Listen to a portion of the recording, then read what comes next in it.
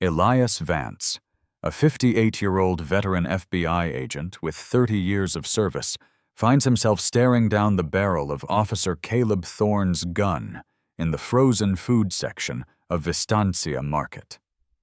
FBI. "I'm reaching for my credentials," Elias announces calmly, but Caleb's finger tightens on the trigger. "All you criminals say something fancy when caught." Caleb sneers, completely unaware that across town, Police Chief David Reyes is about to receive a call that will end Caleb's career forever. Before we dive deeper into this shocking confrontation, let me know where you're watching from in the comments. If you believe no one should face discrimination, regardless of their position or accomplishments, hit that like button right now. Subscribe to hear stories of justice that will restore your faith in humanity. Now, let's rewind to see how a respected FBI agent ended up at gunpoint while simply buying groceries. Elias Vance hadn't planned on becoming the center of a national controversy when he stopped by Vistancia Market in Luna Verde, Arizona, that Tuesday evening. After 14 hours investigating a series of hate crimes targeting immigrant-owned businesses across the Phoenix metro area, all he wanted was ingredients for a simple dinner and perhaps a call with his Lena, who was in her final year of pre-law at Arizona State University. At 58, Elias was one of the FBI's most respected agents, specializing in civil rights violations, with commendations that filled an entire wall in his modest home office. Since losing his wife Maria to cancer 4 years ago, work and his daughter had become his entire world.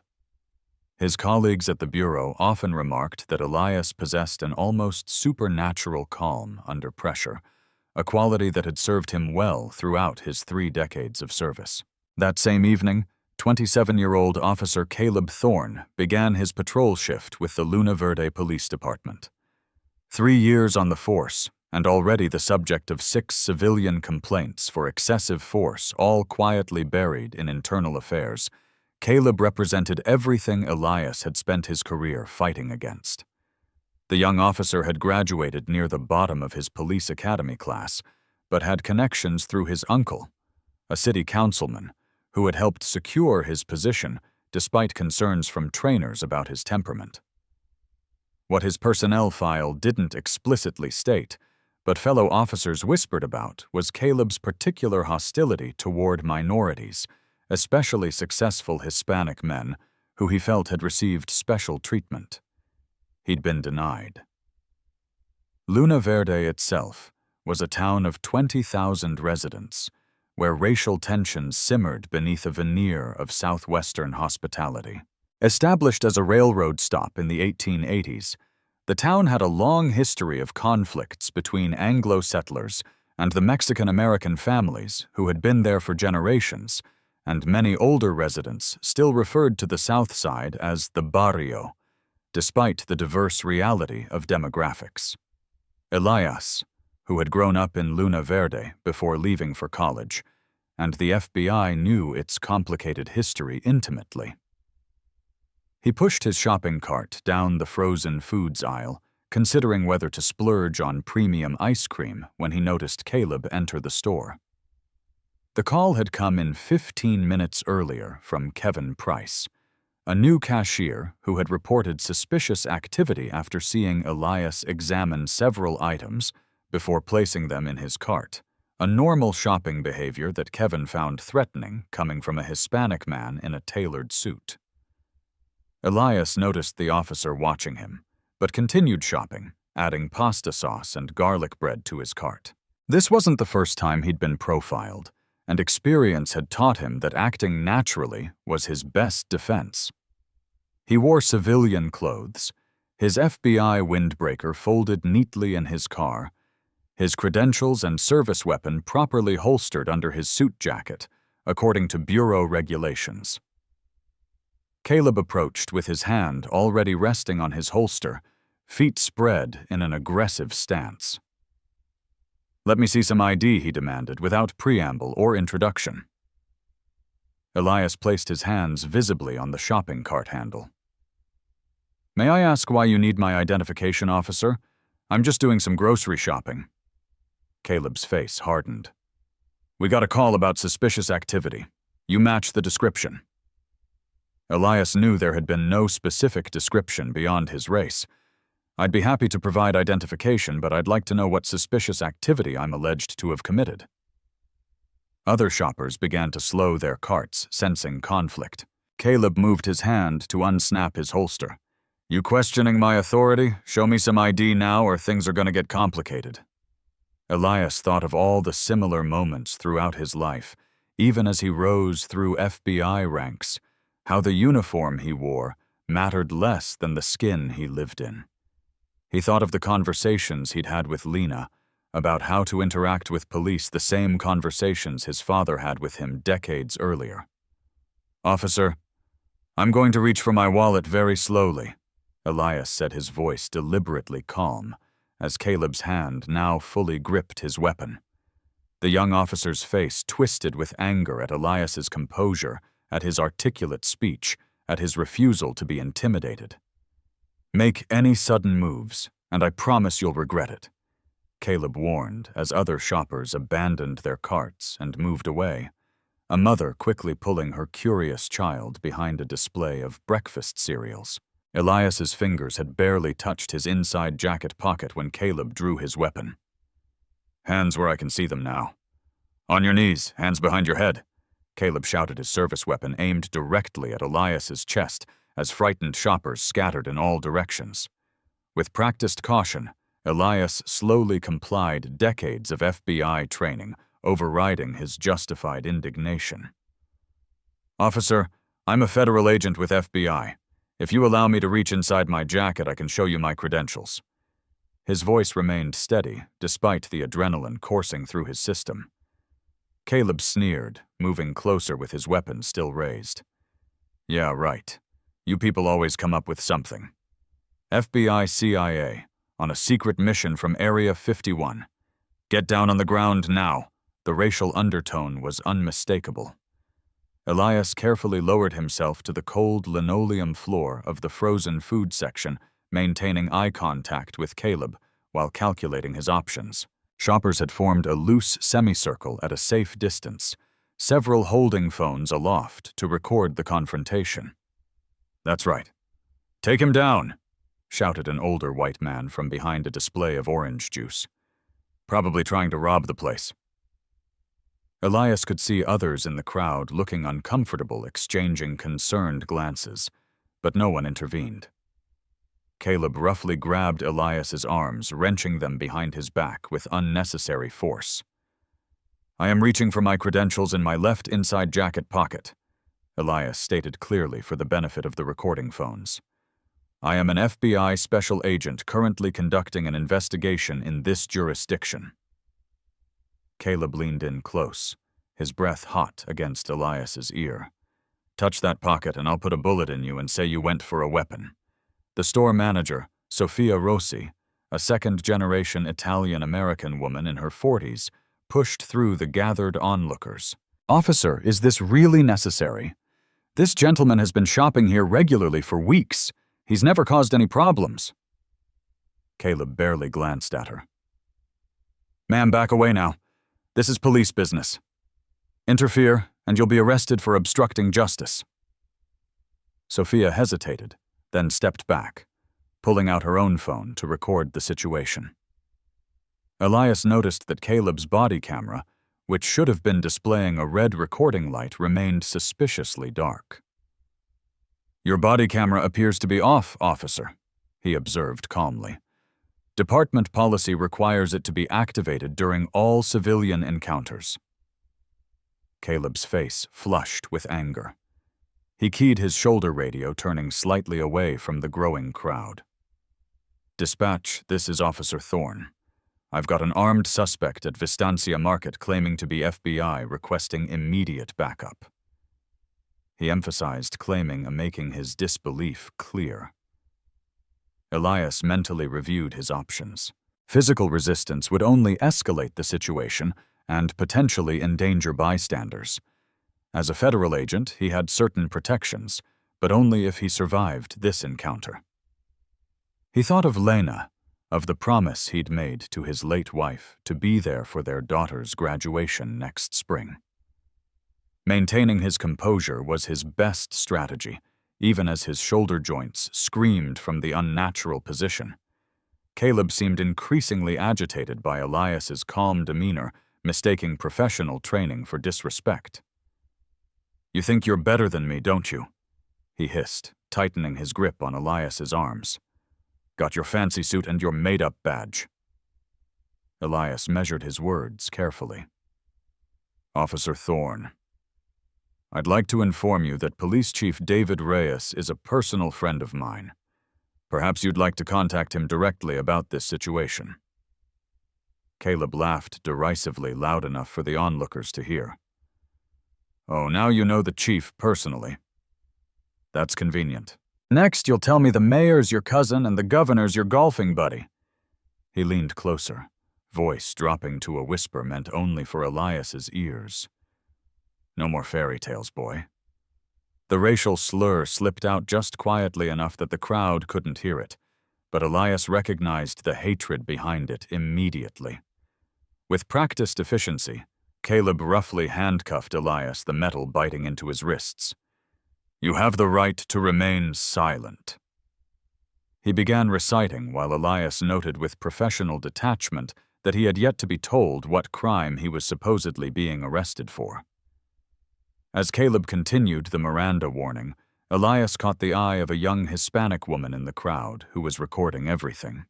He gave her a subtle nod, hoping she understood what he couldn't say aloud, that he would need witnesses to what was happening here. "Do you believe there are still people who abuse their authority based on racial prejudice?" Comment number 1. If you think police officers should be held accountable for their actions, regardless of who they target. Like this video if you agree that racism has no place in law enforcement. Subscribe to see more stories of justice prevailing against all odds.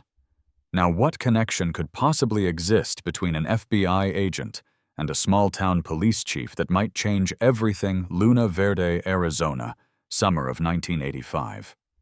Two boys race their bicycles down Agave Street, laughing as they dodge potholes and parked cars.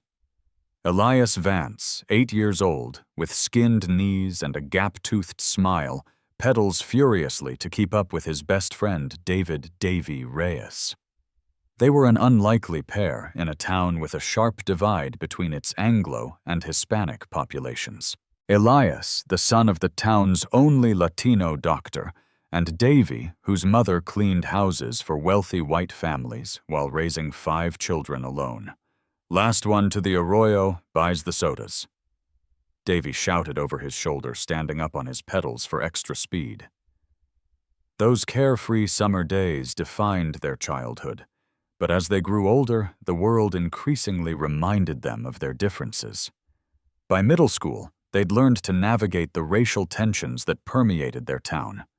When 3 white teenagers cornered Elias behind the gymnasium, it was Davy who arrived with a baseball bat and enough righteous fury to send them running. 2 years later, when Davy's mother couldn't afford his basketball team fees, Elias's father quietly paid them without being asked. Their friendship survived high school, despite being sorted into different social circles. Elias excelled academically, earning a scholarship to the University of Arizona, while Davy's natural leadership made him captain of both the football and debate teams. The night before Elias left for college, they sat on the banks of the same arroyo where they'd spent countless summer days. "I'm going to become an FBI agent," Elias announced, skipping stones across the dry creek bed. "Someone needs to make sure the law protects everyone equally." Davy nodded thoughtfully. "I'm staying here, going to join the police academy after community college." When Elias looked surprised, Davy explained, "If we want things to change, someone has to change them from the inside." Their paths diverged, but never truly separated. Elias sent postcards from Quantico during his FBI training. Davy wrote letters about his struggles as one of only 2 Hispanic officers in the Luna Verde Police Department. When Elias investigated civil rights violations across the Southwest, Davy fed him information about suspicious cases that needed federal attention.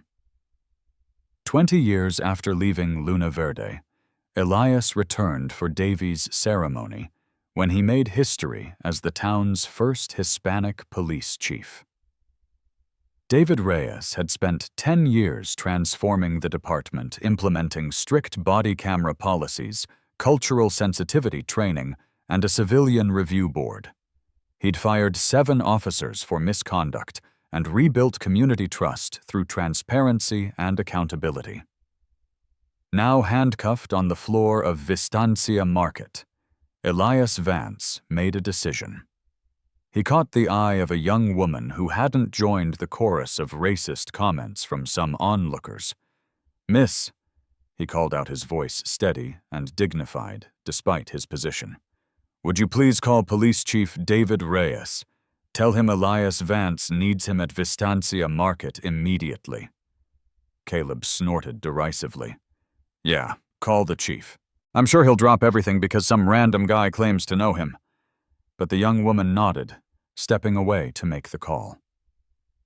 Caleb shifted nervously as more people gathered.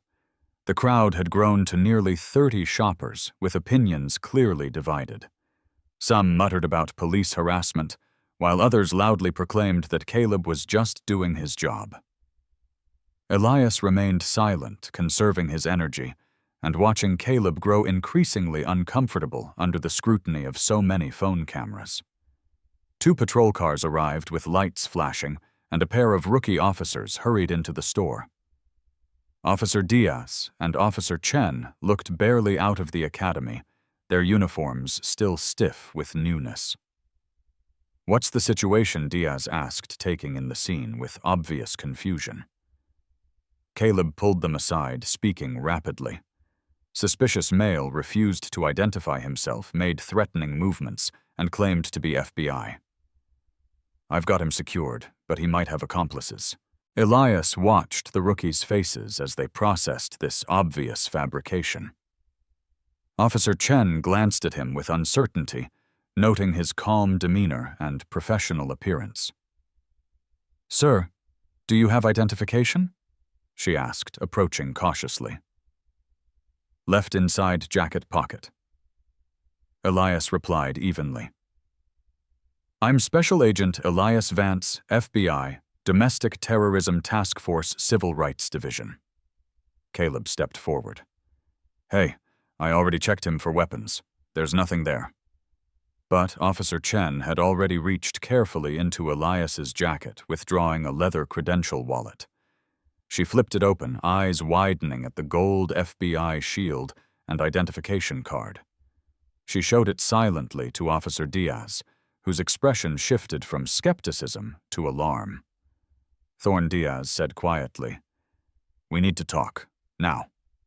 Before they could confer further, the unmistakable sound of a police siren cut through the murmuring crowd.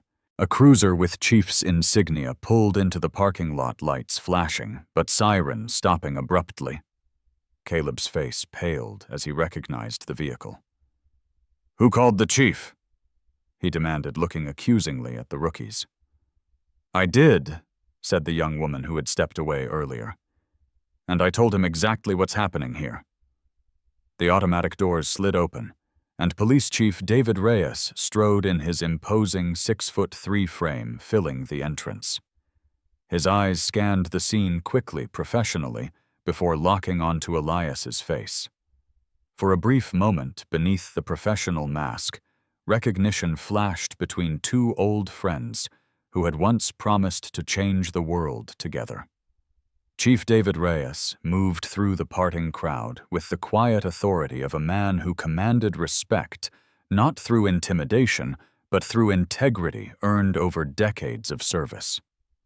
At 56, his close-cropped hair had gone silver at the temples, adding gravitas to his already commanding presence. Several shoppers whispered in surprise, unaccustomed to seeing a Hispanic police chief in a town where racial progress often seemed to move at a glacial pace. Caleb Thorne straightened his posture, but couldn't hide the flicker of uncertainty that crossed his face. "Chief," he began, voice higher than normal. "I was responding to a suspicious person call when this individual became combative, and David held up one hand, silencing Caleb mid-sentence. He knelt beside Elias, meeting his old friend's eyes. "Special Agent Vance," he said formally, though his voice carried a warmth that belied the professional address. "Seems you're having some trouble grocery shopping in my town." Elias maintained his dignity despite the handcuffs and uncomfortable position. "Just a misunderstanding, Chief Reyes. Officer Thorne here seems unconvinced of my credentials." David stood, turning to Caleb with an expression that had frozen many a subordinate in place. "Remove those handcuffs, officer, immediately." Caleb didn't move. "Sir, with all due respect, this suspect was—" "That wasn't a suggestion, Thorne. It was an order." David's voice remained level, but carried an unmistakable steel. "Unless you'd like to explain to the FBI field office why you've detained a senior federal agent without cause." Caleb hesitated, a muscle working in his jaw, as he visibly struggled with taking orders from a Hispanic superior. The watching crowd had gone completely silent, phones still recording what had transformed from a routine arrest into something far more dramatic. After what seemed an eternity, but was merely seconds, Caleb reluctantly produced the handcuff key and unlocked the restraints. Elias rose smoothly to his feet, straightening his suit jacket with the dignity of a man accustomed to maintaining composure under extreme circumstances. "Thank you, Chief Reyes," he said, rubbing his wrists where the cuffs had left angry red marks. David took Elias's FBI credentials from Officer Chen, examining them briefly before returning them with a respectful nod. "Please accept my apologies for this incident, Special Agent Vance." His formal tone couldn't quite mask the personal concern underneath. The two men shared a brief look that contained 35 years of friendship, the weight of shared childhood memories and mutual understanding of what it meant to be Hispanic men in positions of authority. "Would you mind if I reviewed what happened here?" David asked, turning to the bystanders. Several people immediately stepped forward, offering their phone recordings. Sophia Rossi, the store manager, approached with her own device. "I have the security camera footage as well, Chief Reyes. It covers the entire incident from when Officer Thorne entered the store." David thanked her, then gestured to Officers Diaz and Chen. "Please collect witness statements and all available video evidence."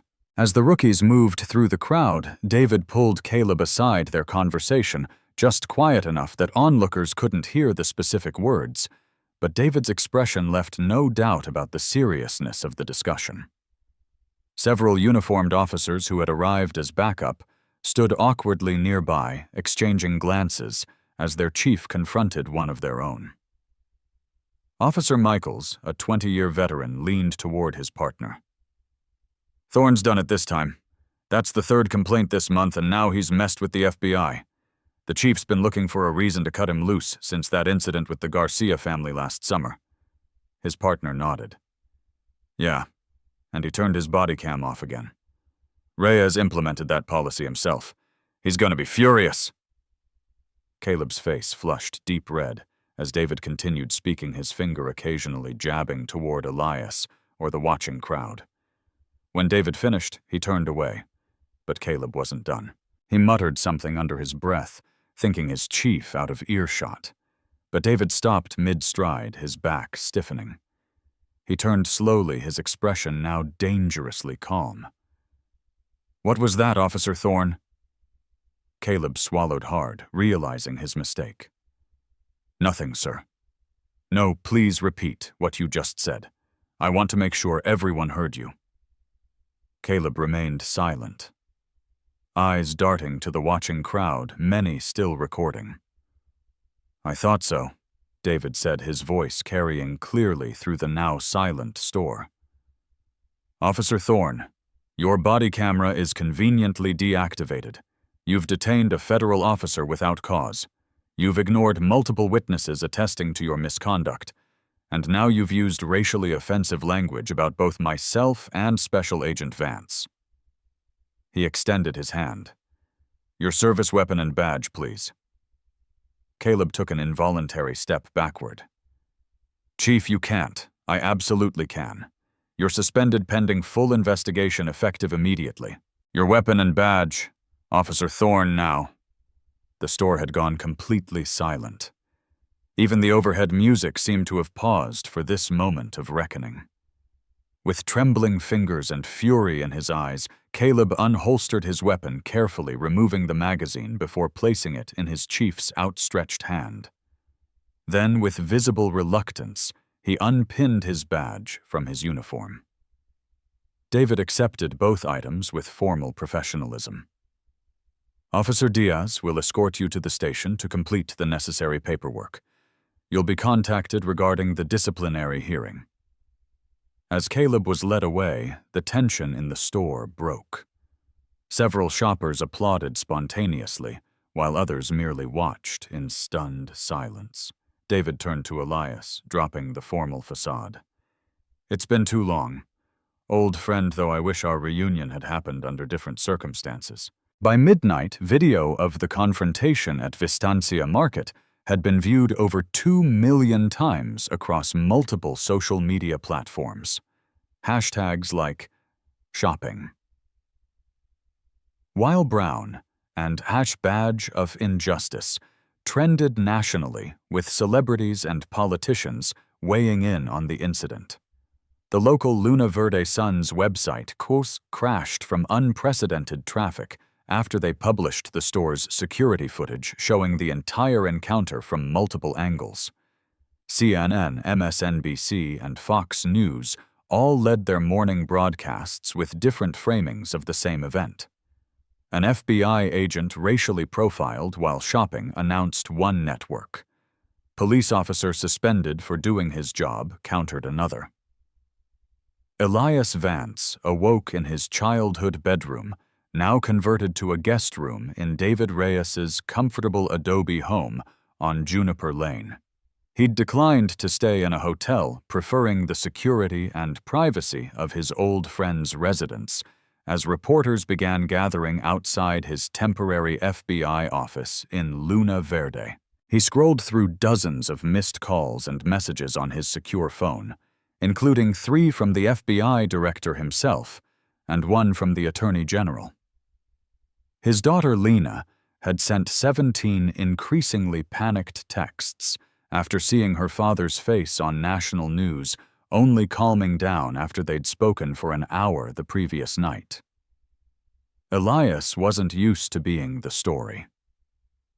For 30 years, he'd worked behind the scenes building cases against white supremacist groups, corrupt officials, and civil rights violators. Now his face appeared on every news channel, his personnel file scrutinized by pundits who alternately portrayed him as an American hero or suggested he must have done something to provoke Officer Thorne's response. Downstairs, he found David at the kitchen table, still in his bathrobe, reviewing documents while his wife Elena prepared breakfast. As Elias settled at the table, David pushed a tablet toward him, displaying the official incident report. He lied about everything, David said grimly. Elias nodded, unsurprised, but still disturbed. You've got a systemic problem, Davy. I know. I've been cleaning house since I took over, but some rot goes deeper than I realized. He rubbed his eyes wearily. The mayor's office has called 4 times this morning. They're worried about lawsuits, department reputation, tourism impact. Elena placed plates of huevos rancheros before both men. The mayor should be worried about justice, not public relations, she said firmly. If David hadn't arrived when he did. She didn't finish the thought. They all knew how differently yesterday's incident might have ended. Elias's secure phone rang with a DC area code. Vance, he answered, listening intently to his superior at the bureau. Yes, sir. I understand. Yes, I can be available for that. He ended the call with a sigh. FBI Internal Affairs is sending a team. standard procedure when an agent is involved in a police incident. They're also launching their own investigation into potential civil rights violations by Officer Thorne and possibly others in the department. David nodded solemnly. I'll cooperate fully. This department needs cleaning out, and if it takes federal oversight to do it, so be it. After breakfast, Elias and David met privately in David's home office, a space lined with photographs chronicling David's rise through police ranks, alongside family portraits and community awards. We need to talk strategy, David said, closing the door. This isn't just about one bad officer. I've suspected for years that there's a faction within the department working against my reforms, protecting officers like Thorne, targeting certain neighborhoods for excessive enforcement. Elias leaned forward. His professional interest piqued. You think Thorne has protection inside the department and possibly at City Hall? The previous chief, Frank Corrigan, still has considerable influence. Several city council members were vocal opponents when I implemented the body camera program and civilian review board. Elias considered this information. My current assignment involves investigating a pattern of hate crimes against immigrant-owned businesses across the Phoenix metro area. 3 arson cases, numerous vandalism incidents, all with similar racial slurs left at the scenes. David's eyes widened slightly. We've had 2 suspicious fires at Hispanic-owned businesses in Luna Verde in the past 6 months, both ruled accidental by our fire investigator, who appointed that investigator Corrigan before he retired. The 2 men exchanged knowing glances, decades of friendship allowing them to communicate volumes without words. I'll need to extend my stay in Luna Verde, Elias said finally. I'll tell the Bureau I'm following a lead connecting my current case to local incidents. You can use my guest room as long as needed. David hesitated. But Elias, be careful. If what we suspect is true, you've just put yourself in the crosshairs of some dangerous people. Later that afternoon, as news vans lined the street outside the Luna Verde police station, Elias and David emerged to give a brief statement. Reporters shouted questions from behind hastily erected barriers. Chief Reyes, will Officer Thorne be permanently removed from duty? Agent Vance, do you plan to sue the department? Is this incident being investigated as a hate crime? David raised his hands for quiet. The Luna Verde Police Department is conducting a thorough investigation into yesterday's incident. Officer Thorne has been suspended pending the outcome of that investigation and a formal disciplinary hearing. We are cooperating fully with the FBI, which has opened its own inquiry. He turned to Elias, who stepped forward with the practiced composure of a veteran federal agent. I came to Luna Verde as part of an ongoing FBI investigation into civil rights violations. Yesterday's incident, while unfortunate, will not deter me from that mission. I have full confidence in Chief Reyes's commitment to ensuring justice and accountability within his department. As they fielded a few carefully selected questions, neither man mentioned their growing suspicion that what had happened at Vistancia Market might be connected to something far more sinister within Luna Verde's power structure. Across town, Caleb Thorne sat in the darkened living room of his apartment, watching the press conference on television, while scrolling through messages of support from sympathetic colleagues and right-wing police advocacy groups. His phone rang with a number he recognized. Hello? He answered cautiously. Thorne, it's Corrigan. Keep your mouth shut and lay low. We're working on damage control. Remember, you've got friends in this town who understand you were just doing your job. Caleb leaned back, a small smile forming. Yes, sir. I appreciate the support. After hanging up, he opened his laptop and logged into a private forum where several usernames he recognized as fellow officers were already discussing strategies to discredit both Reyes and Vance. This isn't over, he muttered to himself, typing a message to the group. Not by a long shot. What would you do if you discovered corruption within the very system meant to protect you? Comment number 1. If you believe exposing the truth is worth the risk, even when powerful people want to silence you. Like this video, if you think friendship can be a powerful weapon against injustice. Subscribe to follow more stories where ordinary people stand up against extraordinary odds. Now, just how deep does this conspiracy go? And who else might be involved? Elias Vance sat in his temporary office at the Luna Verde FBI satellite location, reviewing personnel files Chief Reyes had provided on officers with connections to Caleb Thorne. He'd officially requested a 2-week extension on his hate crimes investigation, citing potential links to Luna Verde cases. His superiors, already concerned about the public relations implications of having an agent racially profiled, readily approved. The wall behind him displayed photographs of 6 businesses targeted in apparent hate crimes across Arizona, including 2 in Luna Verde that local authorities had dismissed as accidental fires. Red string connected similar elements. Timing methods, spray-painted slurs, lack of forced entry. Something about the pattern nagged at him, suggesting inside knowledge or possibly official involvement. His phone buzzed with a text from David. Sophia Rossi receiving threats. Store security cameras show police cruiser driving by her house repeatedly last night. Elias frowned. The store manager had been one of the few people willing to intervene during his confrontation with Caleb Thorne. Now she was being intimidated for speaking out. He added her name to his whiteboard under witnesses requiring protection. His concentration was broken by a knock at the door. "Come in," he called reflexively, checking that his service weapon was within reach.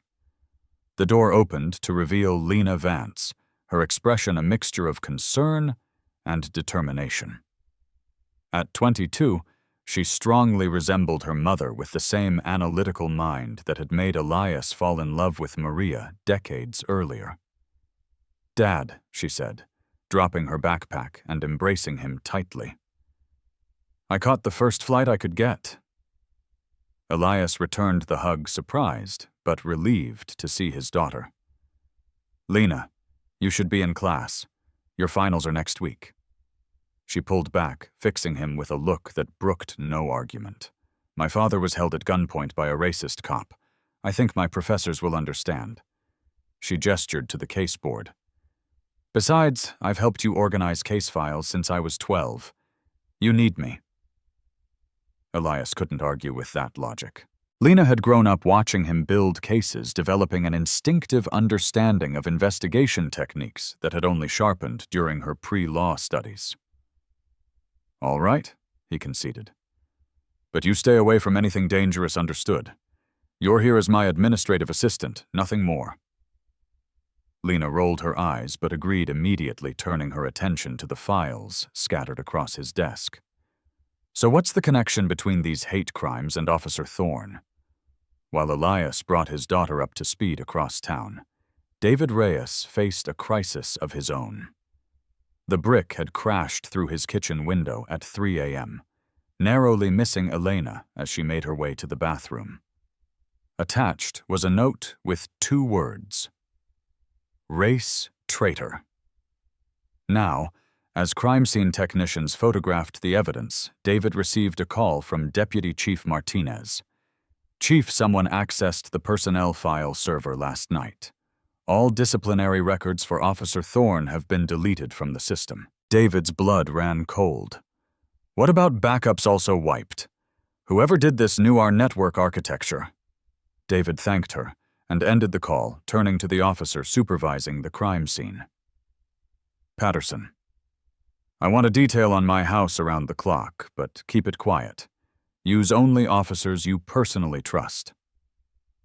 Officer Patterson nodded gravely. "Yes, sir. And Chief, a lot of us support what you're doing. Not everyone's on Thorne's side." By midday, Elias and David met at a diner 10 miles outside Luna Verde to compare notes, bringing Lena along. The vintage roadside restaurant with vinyl booths and a jukebox provided both anonymity and limited entry points that Elias could monitor. Someone's trying to erase Thorne's record. David explained after they ordered. "They're also sending clear messages to witnesses. Sophia Rossi isn't the only one. 2 other shoppers who provided statements have reported suspicious vehicles outside their homes." Elias nodded grimly. "This goes beyond one officer with racial bias.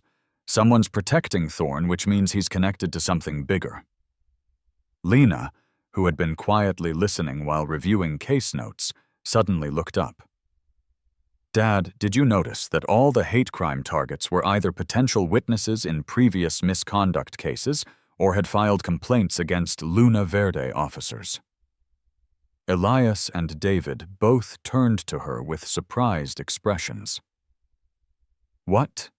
she said defensively. "I cross-referenced the business owners with the complaint records Chief Reyes sent over. Every single one had some interaction with the police department that went nowhere under the previous administration." Elias quickly verified her observation pride, momentarily overriding his concern.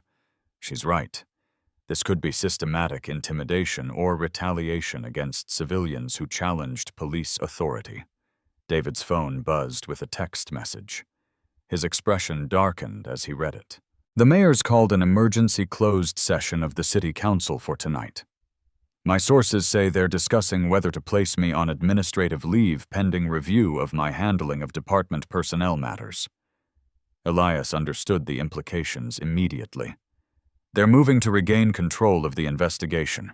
If they remove you, who takes over as acting chief deputy chief Martinez normally. But she's on vacation this week, which means it would default to Captain Riggs." Riggs Elias repeated former partner to ex-Chief Corrigan. David nodded grimly. "And godfather to Caleb Thorne." The pieces were falling into place, revealing a picture more disturbing than any of them had anticipated. That evening, as David prepared for the council meeting, Elias and Lena worked late at the satellite office, compiling evidence of what increasingly appeared to be a coordinated effort to cover up police misconduct and possibly direct involvement in hate crimes. Lena had connected with a courthouse clerk she'd befriended during her summer internship, who provided access to sealed records showing financial connections between former Chief Corrigan Mayor Thompson and several business entities that had benefited from city contracts. As Elias added these new connections to his caseboard, the lights in the small office suddenly went out. "Power outage?" Lena asked, reaching for her phone's flashlight. Elias's hand went instinctively to his weapon. "Stay down," he ordered quietly, moving to the window. Outside, he could see other buildings still had electricity. This outage was isolated to their building. The sound of glass breaking came from the rear entrance. Elias drew his service weapon, positioning himself between the door and his daughter. "Call David," he whispered. "Tell him we need backup at the satellite office, then call 911. As Lena made the calls, Elias heard multiple footsteps in the darkened hallway. This was no random break-in. Someone had deliberately cut power to the building and knew exactly where to find them. Elias calculated his options, knowing that whoever was coming had likely planned for an armed FBI agent. But he doubted they'd expected Lena to be present, which might give him a tactical advantage.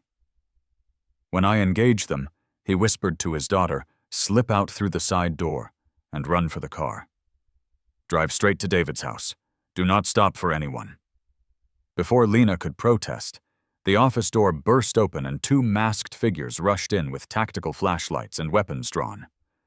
"FBI, drop your weapons," Elias shouted, taking cover behind a filing cabinet. Instead of complying, the intruders opened fire. The first bullet embedded itself in the filing cabinet, inches from Elias's head, sending metal splinters flying. With practiced precision, he returned fire, forcing the attackers to seek cover. "Go now!" he shouted to Lena, who darted toward the side exit as instructed. One intruder swung his weapon toward the movement, but Elias's well-placed shot caught him in the shoulder, spinning him backward with a howl of pain. The second attacker unleashed a barrage of bullets, forcing Elias to duck behind a desk as office equipment shattered around him. Years of field experience took over as he calculated angles, distances, and the diminishing ammunition in his standard-issue Glock. He heard the distinctive sound of a magazine being ejected, giving him a split-second advantage. Rising from cover, he fired twice, catching the second attacker in the leg. Both men retreated, dragging themselves down the hallway and out the rear exit.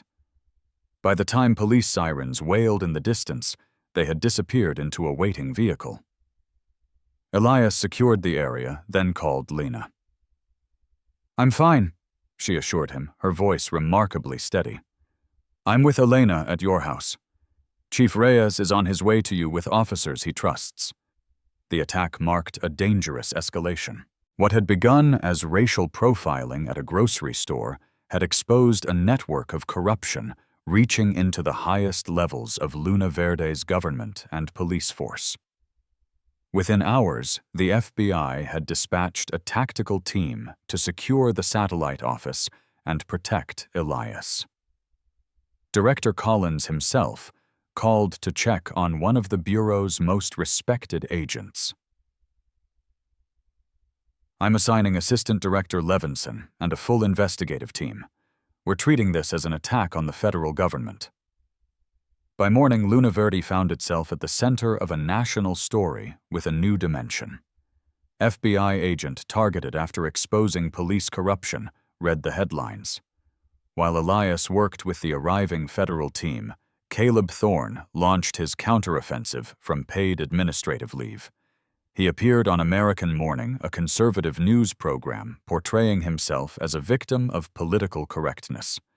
"I was just doing my job, responding to a suspicious person call," he insisted, dressed in a crisp button-down rather than his uniform.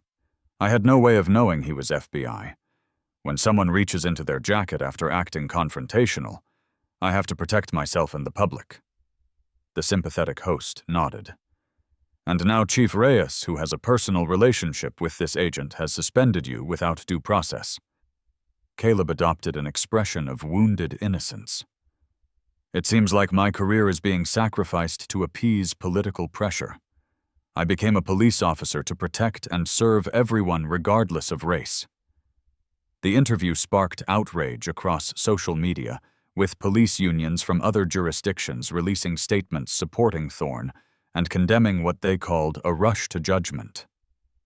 David Reyes arrived at his office to find protesters from both sides gathered outside police headquarters. Signs reading, "Stand with Thorne," competed with others demanding justice for Vance. Inside the department had fractured along similar lines. Some officers wore small blue pins, a silent symbol of solidarity with Caleb Thorne.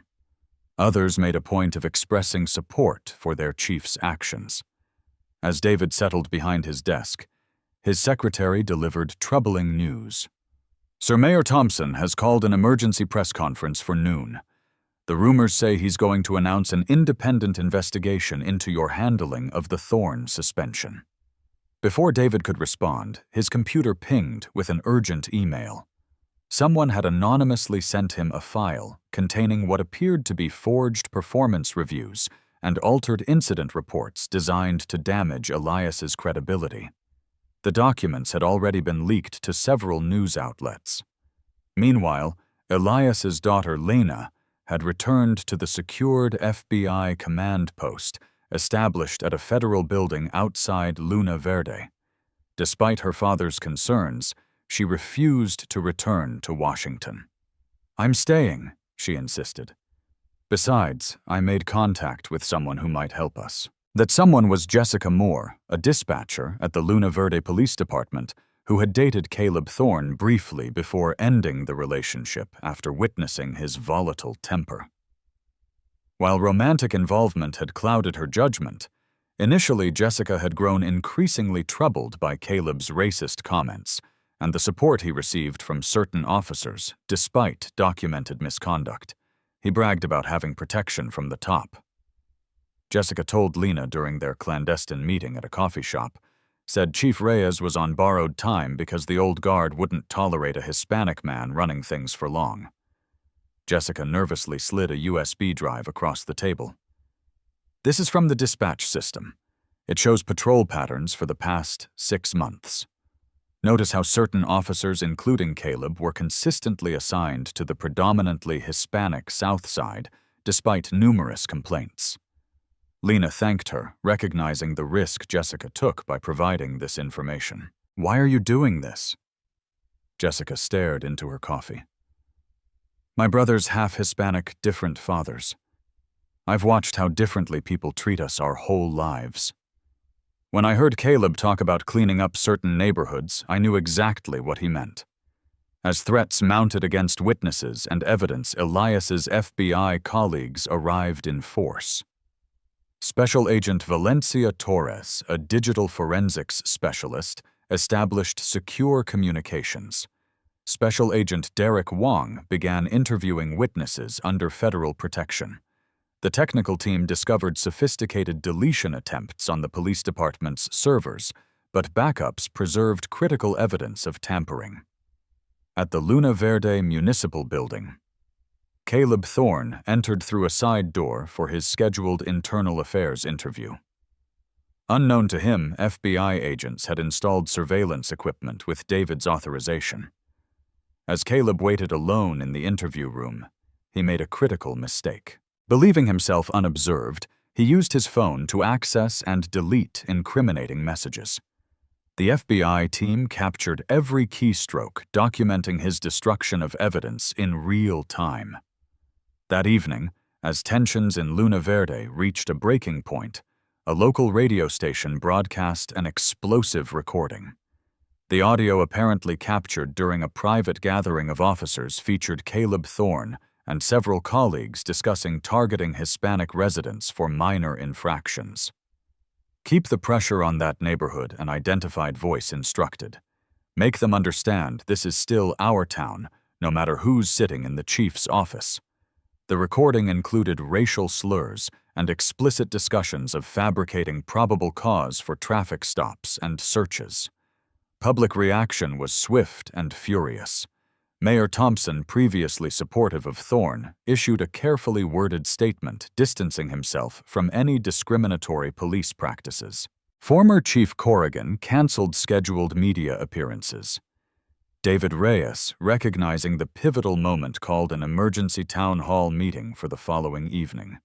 "It's time for this community to face its truth," he told Elias as they prepared their strategy. "We've built enough evidence to expose not just Thorne, but the entire corrupt system." Elias nodded in agreement. "The Bureau is ready to present our findings, including the financial connections between Corrigan, the mayor, and those city contracts." Lena, who had been reviewing documents with Jessica's help, looked up from her laptop. "And I've found the connection between the hate crimes and the department. 3 officers, including Thorne, were moonlighting as security for businesses that later received city contracts after Hispanic-owned competitors were vandalized or burned. As they prepared for the public confrontation that would shake Luna Verde to its core, Elias received a warning from an FBI surveillance team. Thorne and several officers just entered the Bluebird bar. "They're meeting with Corrigan and someone from the mayor's office. Looks like they're planning something for tomorrow's town hall." David checked his secure phone, reviewing security arrangements. "Let them plan. For the first time, we're one step ahead of them." The night before the town hall, as Luna Verde held its collective breath, Elias stood at David's kitchen window, looking out at the quiet street. "Remember when we used to think changing the world would be simple?" he asked his oldest friend. David joined him, 2 cups of coffee in hand. "Nothing worth doing is ever simple." He passed a cup to Elias. "But we're still here, still fighting. That counts for something." Elias accepted the coffee with a tired smile. "Tomorrow we finish what began in that grocery store." What neither man could predict was exactly how explosive the town hall would become, or how dramatically it would transform not just their lives, but the future of Luna Verde itself. The Luna Verde Community Center hummed with tension as hundreds of residents filed in, filling every seat and lining the walls. News vans from national networks crowded the parking lot, satellite dishes raised to broadcast the proceedings live across the country. Armed FBI agents and state police officers maintained a visible security presence, their faces impassive as they scanned the crowd for potential threats. At the front of the room, a long table had been set up with microphones for Chief David Reyes, FBI Special Agent Elias Vance, State Attorney General Catherine Pearson, and County Prosecutor Michael Dawson. To the side sat Caleb Thorne, with his attorney, a high-priced lawyer from Phoenix, who specialized in defending police officers accused of misconduct. Former Chief Frank Corrigan occupied a front-row seat, surrounded by supporters wearing small blue pins. Mayor Thompson had initially claimed a scheduling conflict, but changed his mind when informed his absence would be noted in the federal investigation report.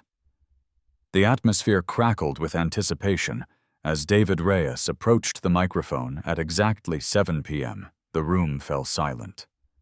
"Thank you all for coming," he began, his deep voice carrying clearly through the packed hall. "What happened to Special Agent Vance at Vistancia Market last week has forced our community to confront uncomfortable truths about policing in Luna Verde. Tonight is about transparency, accountability, and justice." He outlined the evening's agenda presentation of evidence testimony from affected community members and announcements regarding next steps. Caleb Thorne's attorney immediately objected. "My client is entitled to due process through proper channels, not a public lynching disguised as a town hall." The racially charged term sent murmurs through the crowd. David remained unflappable. "Counselor, this is not a trial. Your client will have ample opportunity to address the evidence presented. But the people of Luna Verde deserve to know what's been happening in their police department." Elias Vance stepped forward next, his presence commanding immediate respect. The professional FBI agent was a stark contrast to the man Luna Verde had seen handcuffed on a grocery store floor days earlier. "My team has conducted a thorough investigation into not only the incident involving Officer Thorne, but a pattern of potentially criminal behavior within the Luna Verde Police Department spanning several years." With methodical precision, Elias presented evidence from department records, witness statements, and financial documents. A large screen displayed timeline charts connecting incidents of police misconduct with specific officers, all protected by the previous administration. "Our analysis shows that between 2020 and 2024, complaints filed by Hispanic residents were 87% more likely to be dismissed without investigation compared to those filed by white residents." The evidence grew more damning as Elias revealed financial connections between former Chief Corrigan Mayor Thompson and developers who benefited from properties that changed hands after Hispanic-owned businesses were targeted in apparent hate crimes. In each case, officers connected to Caleb Thorne's circle were the first responders who ruled these incidents as accidents or random vandalism, despite clear evidence suggesting otherwise. Former Chief Corrigan shifted uncomfortably in his seat as bank records appeared on screen showing suspicious deposits coinciding with key property transactions. Mayor Thompson stared straight ahead, his face a rigid mask. As the presentation continued, Caleb Thorne's confident smirk gradually faded. His attorney scribbled notes frantically, occasionally whispering in his client's ear. Following the FBI presentation, David returned to the microphone. "We've also discovered evidence of systematic targeting of Hispanic neighborhoods for excessive enforcement of minor infractions." He played the damning audio recording that had surfaced the previous day, now enhanced by FBI audio technicians, to clearly identify each speaker. Caleb Thorne's voice was unmistakable as he discussed keeping those people in line. The recording ended with former Chief Corrigan instructing officers to disable body cameras during certain encounters. A stunned silence fell over the room, broken only when a woman stood up from her seat. "That's the same voice," she said clearly. "The officer who tore my car apart looking for drugs when I was driving home from church. When I filed a complaint, they said there was no record of the stop." Her statement opened the floodgates. One by one, residents came forward to share experiences of harassment, intimidation, and discrimination at the hands of Luna Verde police officers.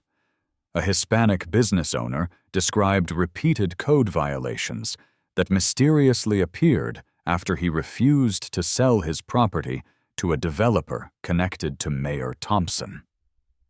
A high school teacher recounted how her honors students were routinely stopped and searched while walking home from study sessions.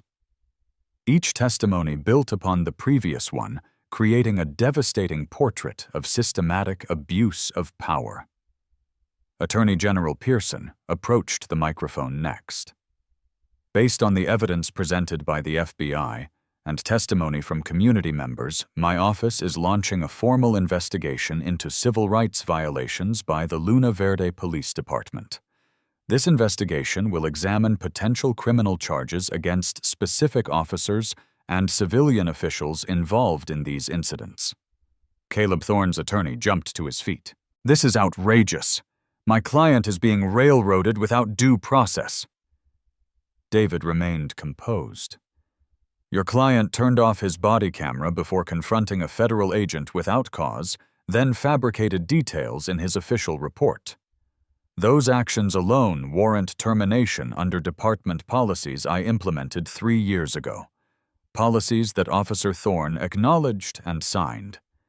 The attorney continued objecting as Caleb suddenly stood up, his face contorted with anger. "This is all because of him," he shouted, pointing at Elias. "You're all taking his word because he has some fancy badge and knows the chief I was protecting this community from what Officer Thorne." Elias asked calmly, "from a man buying groceries, or from the reality that Hispanic professionals like Chief Reyes and myself have earned positions of authority through decades of dedicated service?" Caleb's response was a racial slur that gasped through the room, captured clearly by every microphone and camera. His attorney closed his eyes in defeat. At that moment, the community center doors burst open as 3 officers in tactical gear entered, moving quickly toward the exit nearest to Caleb. David recognized them immediately as Thorne's closest allies in the department. "Stop those officers," he commanded.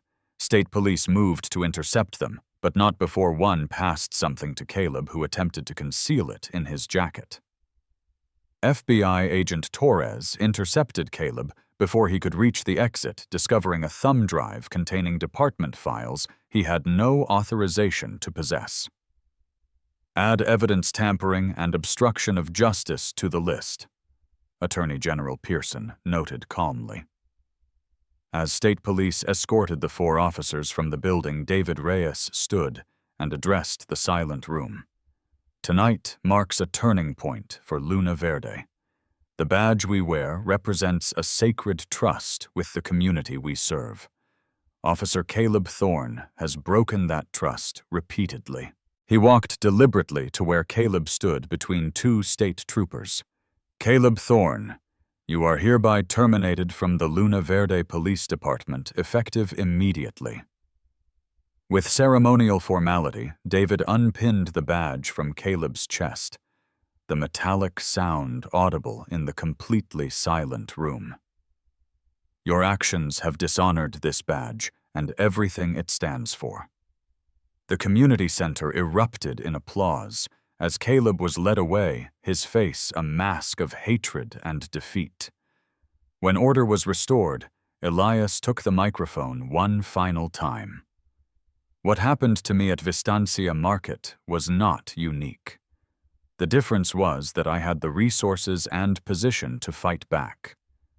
Many victims of racial profiling and police misconduct do not. Tonight is not about revenge, but about restoration of justice and trust." He looked directly at the cameras broadcasting nationwide. Let Luna Verde become an example of how a community can confront its darkest truths and emerge stronger, more just, and truly committed to equal protection under the law for all its citizens. As the town hall concluded, David and Elias stood side by side, two childhood friends who had fulfilled their promise to change the world, beginning with their hometown. The road ahead would be challenging, but for the first time in generations, the people of Luna Verde allowed themselves to hope for genuine transformation. 3 months after the town hall that shook Luna Verde to its foundations, Elias Vance stood before a newly graduated class of police cadets. Their eager faces turned toward him with rapt attention.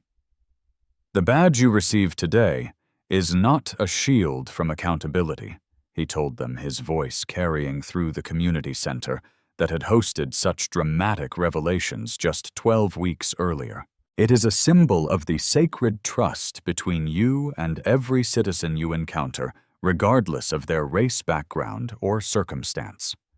The transformation of Luna Verde had been swift and comprehensive. Caleb Thorne and 4 other officers now faced federal charges for civil rights violations, evidence tampering, and conspiracy.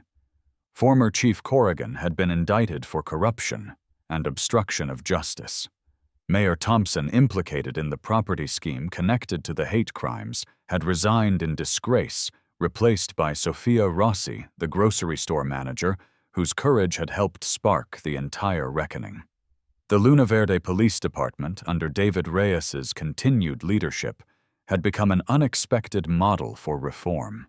With guidance from Elias and the FBI, David had implemented a comprehensive overhaul, new training protocols, focusing on de-escalation and implicit bias recognition, a strengthened civilian oversight committee with actual disciplinary authority, and recruitment efforts that had already increased diversity within the department by 30%. National police reform advocates pointed to what they now called the Luna Verde model as evidence that meaningful change was possible even in communities with deeply entrenched racial tensions. Elias had extended his stay in Luna Verde far beyond his original investigation, taking a temporary assignment with the FBI's Community Relations Division to help implement the reforms. His Phoenix condo stood empty while he stayed in David's guest room. The two friends, often working late into the night picking up conversations started 3 decades earlier about justice and equality. After the ceremony, Elias met Lena for lunch at Vistancia Market's newly opened cafe section, a symbolic reclaiming of the space where he had faced Caleb Thorne's gun. "Dad, I got my law school acceptance letters," she announced, sliding 3 envelopes across the table. Harvard, Columbia, and Georgetown had all offered spots to the brilliant young woman whose work had been crucial to unraveling the conspiracy. "That's wonderful, sweetheart." Elias beamed with paternal pride. "Your mother would be so proud." Lena took a sip of her coffee. "I've been thinking about specializing in civil rights law. Professor Williams says I could clerk for a federal judge after graduation, maybe even work for the Justice Department someday." Elias nodded, recognizing how profoundly the events of the past months had shaped his daughter's direction. "You'd make an excellent civil rights attorney. You've certainly had a unique education these past few months." "I also got another offer," she added, sliding a 4th envelope across the table. Inside was a letter from David Reyes, formally inviting Lena to join Luna Verde's newly formed Police Oversight Committee as a student representative during her law school breaks. "Chief Reyes says I have a valuable perspective as both a young Hispanic woman and someone familiar with proper police procedure." Elias smiled at his daughter's enthusiasm. Across town, David Reyes stood in his office, taking down his service commendations to make room for a new frame. The governor had personally presented him with the State Medal of Valor for his courage in confronting corruption within his own department, but this new addition meant more. It was a simple photograph from 1985, two boys on bicycles, one Hispanic and one white, grinning at the camera, with the innocent belief that they could change the world. Beside it, he placed a recent newspaper clipping showing the same two friends, now in their 50s, standing together at the police academy graduation. A knock at his door interrupted his nostalgia. Deputy Chief Martinez entered with a tablet displaying crime statistics. Complaints are down 60% since the reform's chief, and our recruitment class has the highest qualification scores in department history. David nodded with satisfaction. And the community survey results. 82% of residents say their trust in the department has improved. That's across all neighborhoods, all demographics.